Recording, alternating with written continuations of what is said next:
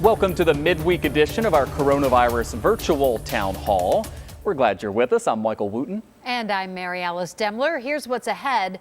Religious services. We break down the rules and we'll hear what changes could be coming. Plus, we've had so many questions about landscaping. We're going to get to the bottom of what the state's rules are for that industry. And from unemployment to your 401k, we answer some of your financial questions. So let's get right to it today. And this is probably the most common question over the past week or so. A viewer named Ann asked, will churches and other religious places really have to wait until phase 4? How can restaurants open inside before churches? So you have to think of a church or other religious service as really a gathering, and there have been limits and restrictions on how many people can get together for something like that. Right now, the rule is no more than 10 people, right? So a church service of 10 or fewer is perfectly fine. Look at this. This morning we went through the state's guidance and you can see religious organizations at the top open with restrictions. Now, if you look closely, it says it is strongly recommended not to hold in-person congregate services. If held, social distance must be maintained. Well, we reached out to the state this morning and this afternoon. The governor said this during his daily briefing. At this time of stress and when people are so anxious and so confused, I think those religious ceremonies can be very comforting, but we need to find out how to do it and do it safely and do it smartly. The last thing we want to do is have a religious ceremony that winds up having more people infected. Religious ceremony, by definition, is a gathering, right? It's a large number of people coming together. We know from New Rochelle, Westchester, the first hotspot, that religious ceremonies can be very dangerous. So we all want to do the same thing. The question is, how do we do it? Well, the governor also has an interfaith council that he says he's consulting with to come up with guidelines for church services moving forward. And Michael, a lot of this, of course, depends on your own particular form of worship. I mean, meeting in small groups is something that I know a lot of churches really encourage. And so in a way, it's kind of incumbent on the churchgoer to find a way to worship and to gather with a few other faithful in this meantime when they're trying to figure out the safest way to do it. Yeah, I know that you and I were both hearing from a lot of viewers with questions about this because the governor had mentioned very quickly a couple of days ago about churches being in phase 4 and everybody was kind of like, what? Right. And there's been some confusion around all of this. And actually there was nothing new really today. The guidance has been with regard to the number of people who can get together. Churches were never really forced to close through all of this. But to be clear, the health experts are still saying you don't want to get 100 people inside a church or a synagogue or a mosque or another place like that. They're still encouraging people to do these virtual services when they can, but we are going to see this change, I think, in the coming days. He's meeting with those religious leaders right now. Yeah, and meanwhile, I think a lot of churches are starting to look at that too, especially, my church in particular. There are some masses that are not really that popular necessarily. A small group usually goes to a really early mass, for example, on a daily basis. It's really easy to social distance for those. It's going to be the more popular times that are going to create the challenges, but it can be figured out. Yeah, I think we'll get some more guidance on that pretty soon from the state. Our next question, by the way, came to us by voicemail. This is a local business owner named Judy. These people are calling me, when can I come into their homes and install these draperies? That's what I need to know. When can I declare myself back in business? And when can I continue to bring in new old furniture that needs to be reupholstered and completely sterilize it at the curb? And when can I sell the drapery jobs I sold before this virus started? Thank you. Well, Judy, we did try to call you back. We want to let you know, unfortunately, we couldn't get through. And you also, however, are not going to like the answer. Yeah, as of right now, your particular type of business isn't yet allowed. So here's what we did, and this is really important for a lot of different industries. We went to the state's reopening lookup tool. The address is right there, businessexpress.ny.gov/app/NY forward. Once you get there, you're going to click Get Started, then you have to select your county, then click Next.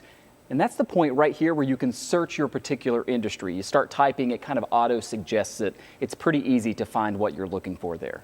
Yeah, this is what came up for reupholstery and furniture repair. You can see currently closed. Now it says you will reopen in a future phase. Unfortunately, the system really does not say specifically which phase you'll fall into, so some of that is guesswork. And this is the frustration, Michael. It seems like, in a way, they're states kind of improvising as they go along and handling some of these situations as they come up on a case-by-case basis. Yeah, we continue to be told that there is eventually going to be this list so people will kind of know how to prepare. Am I going to be in phase 2? Am I going to be in phase 3 or phase 4?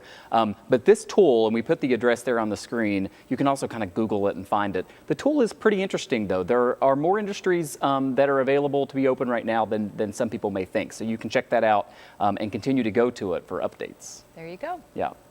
Let's also get to a question that is a popular one. Someone asked us, can you tell me when landscaping will be allowed to return? The work is outdoors. It should return before phase 2 or 3. So the good news for you is landscaping has fully returned, it turns out. It's actually not part of any phase. As of the 15th, 5 days ago, it was allowed statewide. Now, I talked with a local business owner who was the immediate past president of the state's Nursery and Landscape Association. For a Western New Yorker who is watching this, who says, I would like to hire a landscaping company to come and do work at my house, what should they know? They should know at this point in May, we're kind of past you call now, you're going to get it done now. Things have changed enough that any good landscape company is going to have a backlog at this point. You're going to be waiting a little bit of time. If you call somebody and they have no backlog at this point, that's probably a bad sign. But most companies are already booked with business, especially if they're an established company from last year or earlier in the spring. We just finally could start getting to that work. But it is a great time to call companies and get a variety of ideas and thoughts. And also to visit the garden centers you didn't visit before and see what's out there. There's so many different things that are available. And I think it really is going to be a bit eye-opening for people when they really look into it. But everyone should know this industry is fully back in business. That's correct. Landscaping before that was not restricted as far as maintenance and property maintenance, except for we could not plant new product. That is what changed around the 15th. So on the 15th, those things were able to open up. Now that construction has opened, now we can do pavers and new installations and projects, outdoor living space projects that people would be interested in doing. Previous to that, the only thing that could happen is a small one-man company could do operations, one person on a job site. So this is big for us to be able to go in. There's just a lot of things that we do as a crew in order to be efficient and in order to be safe where we need a crew. So now we're finally able to do that. We're able to get back to work. And they are certainly excited about that, Mary Alice. No question. And I have a big yard, Michael, and it's been a great Zen activity to go out there and do a little bit more of that cleanup that normally, I hire somebody else to do.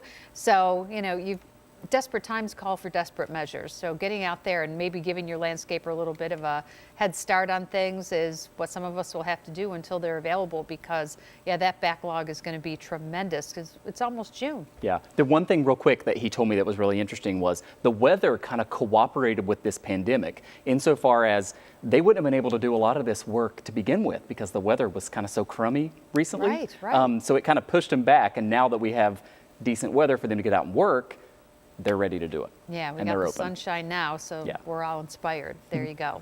Well, here at 5:30, we have been keeping you updated on changes to next month's elections because of the COVID-19 pandemic. Any registered voter can request an absentee ballot to be mailed to their home. And an executive order from the governor required county boards of elections to send you a mailer so you can request that absentee ballot. Yeah, and here is the update. Some of those mailers, as you can see, have arrived. This is what Erie County's looks like. It's kind of like a large postcard. And then you would check mark the reason why you would like an absentee ballot. The bottom option there says public health emergency COVID-19. So everyone's eligible for that, right? You want to make sure your address is right, you date it, you sign it, and then you cut it and mail in the smaller portion. The postage is prepaid. And then as we get closer to the election, you'll get your absentee ballots in the mail. And I say ballots because in some cases, Mary Alice, people are going to get more than one ballot. That's right. Because we have different elections going on. Exactly. Yeah, this is really the year for it, isn't it? But for folks that want to go to the poll just like they always did and wear their face mask, they are still going to have that option too. Absolutely. Both options. And let's get to one more viewer question before we take a break. Somebody named Barb asked us, if your work calls you back from unemployment, but you don't think it's safe enough to return, do you have to? That's a great question, Barb, and there are a lot of factors. Let's start with a specific answer that we got from the U.S. Treasury Secretary as he testified before the Senate. Here's what he had to say about employees who work for small businesses that got those Paycheck Protection Program loans. Specifically, let me just comment on the PPP. If you offer back a worker and they don't take that job, you will be required to notify the local unemployment insurance agency because that person will no longer be eligible for unemployment. All right, so that gives a little bit of guidance for PPP, but what about in general? The article that you're looking at there is from the Washington Post. It showed how some states are specifically telling people that if you got laid off and are getting called back to work, you must go. Some labor unions and activists, though, are saying, hold up, what if the conditions really aren't safe? Well, the rules can vary a bit by state. So what about here in New York? You cannot turn down a job because of, quote, generalized fear. The state labor department says you do have wiggle room if you are immunocompromised or you have other health issues specific to COVID-19. Also, if you aren't able to find childcare, you can remain on unemployment until you find a job that works with your own situation. Yeah, we had a little bit of technical difficulty there. I apologize for that. Because this is really important information. As far as if you have an unsafe workplace, if you feel like that's the case and you're kind of getting called back by your employer, remember you can file a complaint with the state labor department, labor.ny.gov/COVID complaint. So you can let them know. But in many cases, if you're called back to work, you are expected to go back to work and not continue to draw unemployment, but there are those exceptions. That's right. I'm sure everyone's going to be curious about how their work environment is going to change. And I think, with obviously some exceptions, most of us are going to come back to a different environment, yeah. And you'll just have to see when you show up. And of course, you can ask that in advance if you have a lot of, concern about it. Absolutely.